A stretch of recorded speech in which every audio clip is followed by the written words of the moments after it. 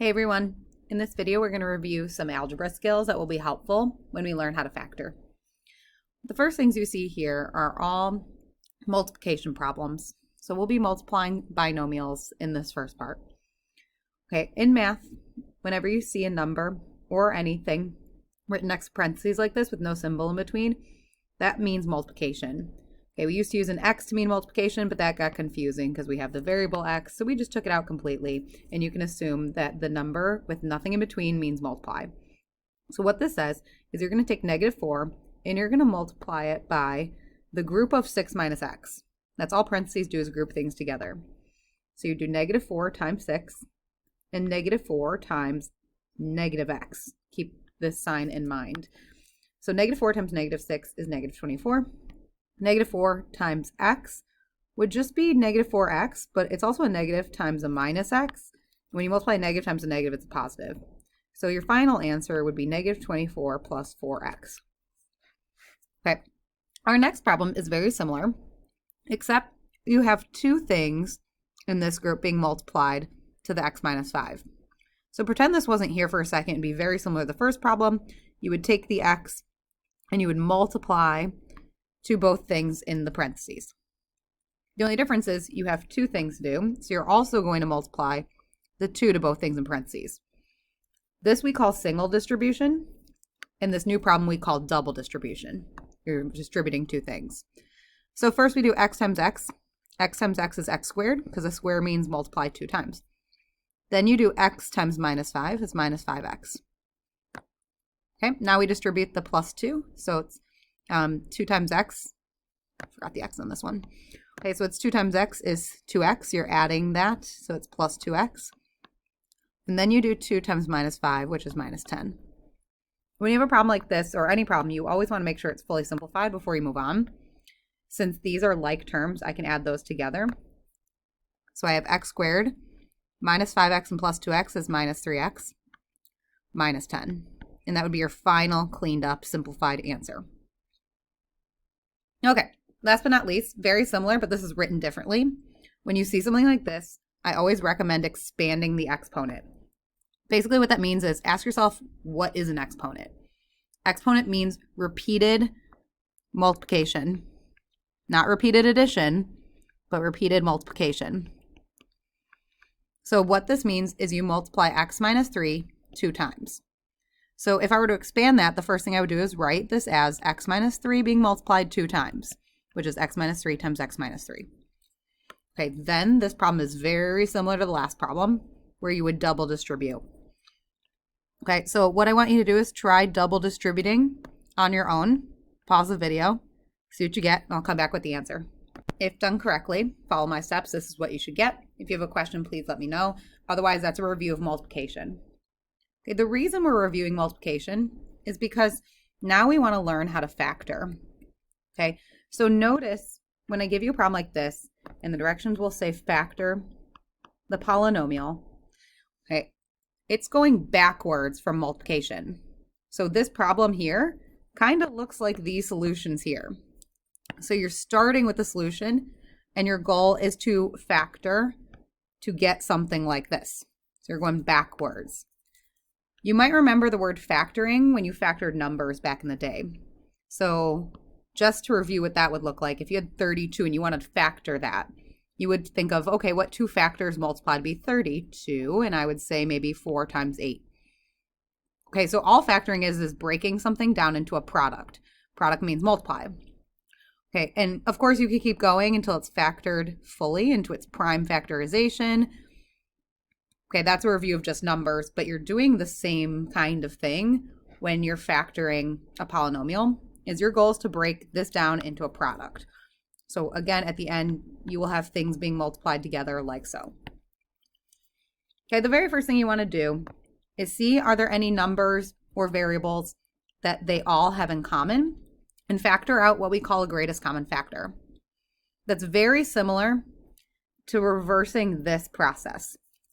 Okay, so once I multiplied -4 in, these both had a -4 that could be then taken out if you wanted to go backwards, because they're both divisible by 4. And I notice in this problem, 2, 18, and 40 are all divisible by 2. That is the biggest thing they're divisible by. So we would call 2 the greatest common factor. I'm going to abbreviate that GCF for greatest common factor. The very first thing you want to do is divide all 3 of these things by 2. If you do that, you're left with x squared minus 9x plus 20. Divided everything by 2 to keep it balanced. Okay, however, if that 2 is not there, this is not the same equation. So this is reverse single distribution. The 2 is still there. You're just pulling it out. But if you go back and multiply the 2 in using single distribution, you would get the same thing you started with. 2 times x squared is 2x squared. Okay, so another way you can think about this is, you can ask yourself, 2 times what gives you this? Then what goes here would be 2 times what gives you this, so on and so forth. Okay, but you always want to check and see if there is a greatest common factor that you can pull out. However, you want to make sure something's fully factored to finish. So like here, 32 is 4 times 8, but then 4 can be broken down again into 2 times 2. You want to see if you can factor your polynomials any further as well, which I see this, and this kind of reminds me of these solutions up here. Okay, I want to see if I can break these down into a product and get something like this. Okay, that's what we're going to do here. I'm not going to do anything with the 2. I'm just going to leave it, but I'm going to try and break this down into the product, into a product. Product means multiply, so it's going to look like something being multiplied by something. I'm giving myself space to kind of guess and check what that might be. Okay, now what's going to be here needs to be multiplied to be x squared. So what 2 things can you multiply together to get x squared? There's only one answer to this question. Sometimes there will be more than one option, and that's okay. But for basic factoring, there's usually just one option. X times x is x squared. So if then I were to go and double distribute, this is a way to check it in your head. X times x, does that give you this? They should be equivalent. Okay, keep that in mind. This is where it gets a little trickier. Since it's a little trickier, I need a little help from the previous problems we did. So we're going to scroll back up here and remember our double distribution process. Okay, so x times x gave me x squared. And I broke it down and went the reverse. But there are 2 other terms here. Okay, this minus 10 came from these 2 things being multiplied together.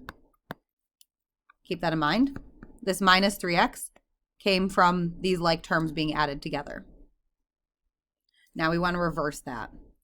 Okay, so we want, when we multiply this out, whatever 2 things are here are going to have to multiply to be 20. So what are some things that multiply to be 20? It could be 2 and 10. It could be 4 and 5. It could be 1 and 20. You don't necessarily know which one it is, which is why this is called we guess and check to factor. So I'm just going to pick one. I'm going to pick the first one and say it's got to multiply to be positive 20. So I'm just going to pick 2 and 10. I'm going to write them as binomials. And the most important thing is if you make a guess, you then check it. Checking means if I multiply these 2 things back together, do I get the polynomial that's highlighted in green? Let's try it. X times x is x squared. X times 10 is plus 10x. Now we distribute the 2. 2 times x is 2x. Then 2 times 10 is 20. Okay, so I know that multiplies to positive 20, so we're in good shape. We force that to happen, so it makes sense. But when I combine these like terms, you have plus 10x and plus 2x. Would that give me minus 9x? Hopefully you're saying no, it will not. So this will not work. The more times you guess and check, you can start to see like what the problem is. And the first thing I notice is that it needs to add to be a negative. And that can't happen if these are both positive. So I could then try and see, okay, what if I make them both negative? Okay, but then a negative times a negative will give me a positive 20. These would both be negative. Let's try and change this. But that still won't add to be minus 9 because you have minus 10 and minus 2. So this combination is not working for me. Let's try something else. So options are you can try to switch things around or you can try the next factors. Let's try 4 and 5 and see what happens. Okay, so that didn't seem to work for me. And we'll double distribute again. X times x is x squared. X times minus 5 is minus 5x. Minus 4 times x is minus 4x. And minus 4 times minus 5, negative times a negative is positive 20. combine my like terms, do I get minus 9x?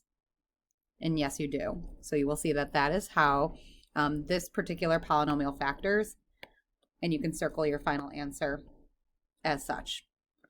All right. Sometimes it'll take you 2 tries, sometimes it'll take you more tries, but the most important thing is you have to know how to multiply to be able to factor, because factoring is reverse multiplication. Okay, so instead of multiplying, you're asking yourself, what multiplies to be this thing? That's a review. If you have any questions, please ask. Otherwise, have a good night.